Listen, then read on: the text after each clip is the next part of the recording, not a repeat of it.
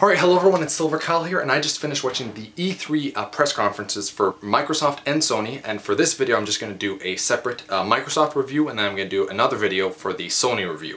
So for Microsoft, they started it off with Halo 4, and it started off with a teaser trailer of Halo 4, and they showed Master Chief, and Cortana was talking, and you heard Master Chief's voice, and as any Halo fan, you had us at Master Chief's voice. So, great way to start it off. Because he has such an epic voice. It's just so awesome. And then there's like a big ship crashing, and then this orb that popped up and it followed it, and it was going really fast. I thought that was just really cool how the orb just popped up. It's a lot bigger than Master Chief, but a lot smaller than the ship, and it just moved at such a fast pace that it was awesome. Anyway, then they get into the actual gameplay of Halo 4, and as a big Halo fan, I was quite worried that, you know, they had a chance of messing this up, because this is the first Halo game, other than, like, you know, Halo Anniversary, that is not under the Bungie team. It's called 343 Industries, which actually has some of the people from Bungie, but now there's like Bungie, who is split off, and then there's 343 Industries. 343 Industries is just Microsoft, and they're going to be working on the Halo franchises, whereas Bungie is going to create their own new IP now that they've broken off and split up. So I was kind of worried about that, but I can say that Halo 4, just from the gameplay that I've seen, I am completely and utterly happy that they're going with a sequel and that it's going to be damn good. And I think it's going to be better than Halo 3, because Halo 1 and 2 were amazing, and Halo 3 I thought just fell short. Halo Reach kind of brought it back. I still haven't played ODST, but I think that this game kind of has, Halo 4 is going to be, you know, at least better than Halo 3, probably better than Halo Reach, or at least equal, and then it's going to be, it'll depend on how good they make it compared to the first two. But yeah, I feel much more assured now, and they were just going through like a forest, and they actually showed some grunts at the beginning, and an elite, and they were kind of interacting with each other before that they knew the Master Chief was there, and then you start to get into the battles, and the HUD looks really cool now, because it actually looks like you're in the helmet, and it just, I don't know, it just adds more to it, I guess. And then they actually got a Forerunner gun. Oh, that gun looks sweet. I was afraid that they wouldn't, you know, have some awesome new weapons, but this looks like the coolest gun they've ever shown. Like, you know, after Halo 1, they kind of showed you different guns, and you'd be like, oh, that looks kind of cool, that looks kind of neat.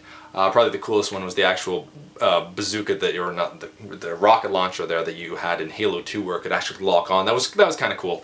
But this one just blasts all of them out of the water. It's a Forerunner gun. This is like the most epic gun you could probably get. So I'm totally happy with Halo 4. The only thing is that, okay, Halo 4, we all knew it was coming because they showed it at last year's E3, right? So anyway, awesome way to start it off, because after this it kind of just goes downhill.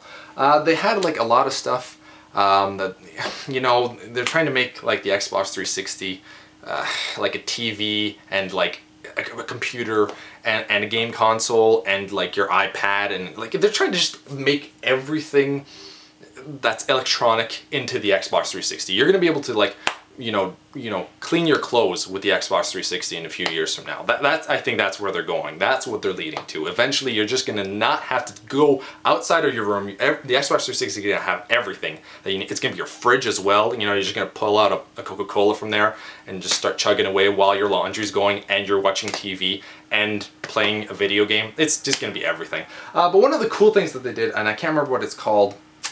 I should have wrote that down, but it's something glass maybe? I can't remember. But they're gonna connect like your phones to the Xbox. I thought that was kind of cool, that you can kind of like flick through it, and they were flicking through it with your phone.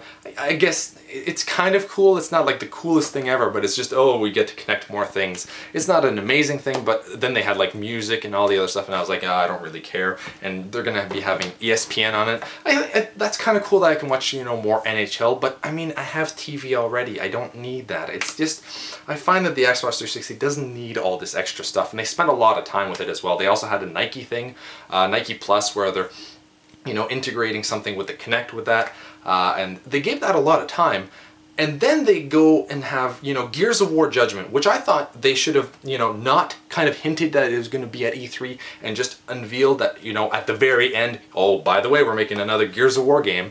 But instead they just kind of showed a 45-second clip of it. And I was like, I want more. I knew that the game was kind of coming because it was leaked before. I don't know if it was leaked beforehand on purpose or not, but either way we knew that this was going to be happening, and then they showed 45 seconds of it, and that's it. And then they gave tons of time for like the ESPN thing, the music thing, the swipe thing, I think it's swiping glass, or I really can't remember. And that's not what you do. And they gave tons of time for that stuff, like 5 minutes for each thing, and then they give 45 seconds for Gears of War, which is what hardcore gamers want and is, you know, your second best-selling series other than Halo. It doesn't make any sense. But you're gonna be playing as Baird and some other dude. I can't remember which one it is, but yeah. So it looks good, but we only got 45 seconds. I do know that one of the days they're giving like 20 minutes towards it, so I guess we'll see more there, but they should have shown more at the Microsoft E3. I don't know. It just doesn't make sense to me. They also showed Splinter Cell. That's going to be multi-platform. That's what I hate. So there's Splinter Cell, Tomb Raider, Call of Duty. They were all shown, and Splinter Cell actually looks really neat, but we knew about Tomb Raider, we knew about Black Ops. I guess this is the first time that we get to see it. Is it the first time that we get to see Black Ops? I don't know. I knew that we knew that it was coming, but I don't know if this is the first time we actually saw footage. It looked kind of cool. Splinter Cell kind of impressed me a bit more. Obviously I'm going to get Call of Duty as well, but Splinter Cell just looked kind of cool. Some of the things that they were doing, I don't know, Sam Fisher's just epic. You know, he's just awesome. And he moved really fluid, I found, during the trailer that they showed. He was just like moving around, killing people, and he was just going about it in such a quick and fast and fluid way that it just looks like it's running really well. So that looks awesome, but you know, there are multi-platforms. I don't care about multi-platforms. That's where you have the other conferences to show those games off. Don't do it at your own. Then they showed, at one point, Fable Journey for the Kinect.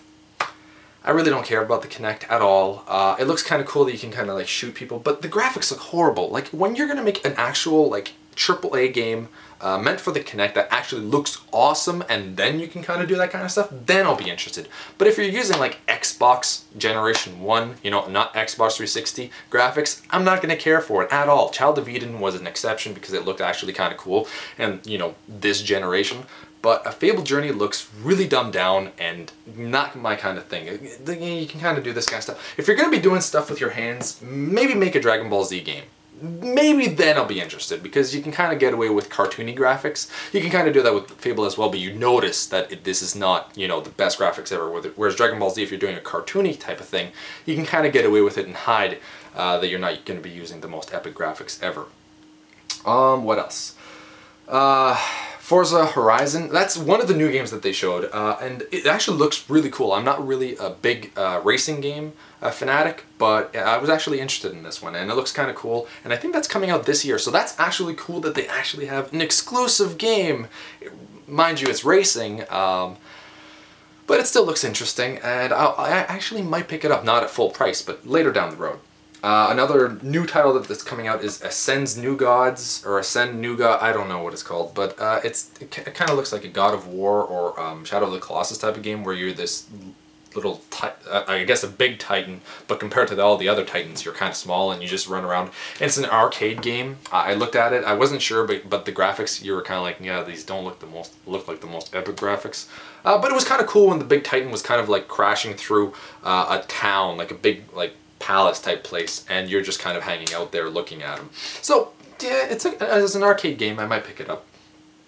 And the last one was South Park. I don't know if this is exclusive to Xbox 360, but I don't really care about South Park either way. I know I probably should, but I find it really boring. And the thing that they said is that they had to make it look like crappy because South Park is crappy. Like the two creators came on and they said that, you know, they had to make it look crappy because it has to look like South Park, and apparently it actually looks exactly like South Park, and it feels like South Park, and it's actually like you're in their world, which it would be cool, but it's just such crappy that's the thing about South Park that I don't like. I don't like the animation at all. It's crap. It's shit. It's not cool looking at all. Like Simpsons looks, and it's very vibrant. And the animation I like, and whereas South Park is just crap. And I just, South Park just does not do it for me. So that was pretty much it. And they ended the show with, you know, Call of Duty Black Ops. And I was like, why don't you save, I don't know, what they should have done, in my opinion, have Halo 4 started off, and then Gears of War Judgment ending it off and not having leaked before. So nobody knew that, you know, Gears of War, there was going to be a prequel. I think it would just have done a lot more for them, and people would have been talking like, oh my god, did you see they're making another Gears of War, and have more than 45 seconds? Or even if they would have just done the 45 seconds, but, you know, anticipation building, what is this game? There's only 45 seconds and we're at the last 5 seconds, holy crap, it's Gears of War. Yeah, that would have been cool. That would have had more people talking and people would have enjoyed it more. So Microsoft very much let me down. They haven't impressed me in such a long time. Last year the only cool thing that I think I remembered was Halo 4. And this time around they didn't have anything really big other than like Forza that was like new. Because we already knew that Gears of War was coming. Because they, you know, last week they announced it. It makes no sense. So Microsoft, thumbs down. They could do so much better. Stop focusing on the Kinect. Start working on some real games. Get some exclusives. I don't know, buy another, you know, a gaming company that will make games for you. Sony has so many, and that's what I really think that the Xbox 360 has to focus on. But they don't really care because they're selling, you know, tons of their consoles right now, and the Kinect is doing very well. So maybe that'll never happen. I'm just upset right now. Anyway, stay tuned for the PlayStation 1, which I'm going to film right now.